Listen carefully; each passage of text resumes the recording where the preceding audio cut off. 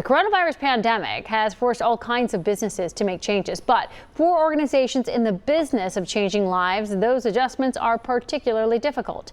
WCPO 9 News reporter Lucy May talks to leaders at Emergency Shelter of Northern Kentucky about how they are coping in a COVID-19 world. That's what our goal is, so that, to help. Executive Director Kim Webb says that has meant helping as many people as possible for more than a decade at Emergency Shelter of Northern Kentucky. But the coronavirus pandemic means major changes for the shelter's summer program. The program helps men move from homelessness to stable housing. So we have 5 men in here. Last summer we were in the 24 range.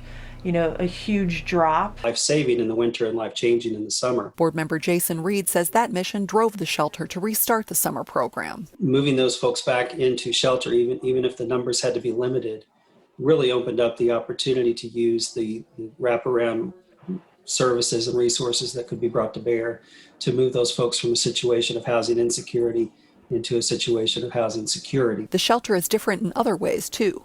Each client has his own room and his own table for meals. Staff desks are more spread out, and there are hand sanitizing stations throughout the shelter. Is it easy? Now that we're in it, it's easier.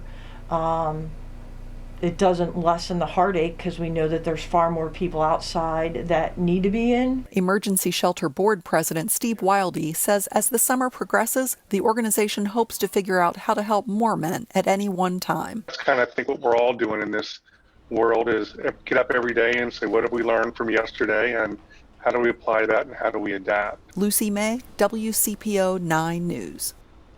Emergency Shelter of Northern Kentucky also has shower and laundry services during the summer for folks who are homeless and living on the street.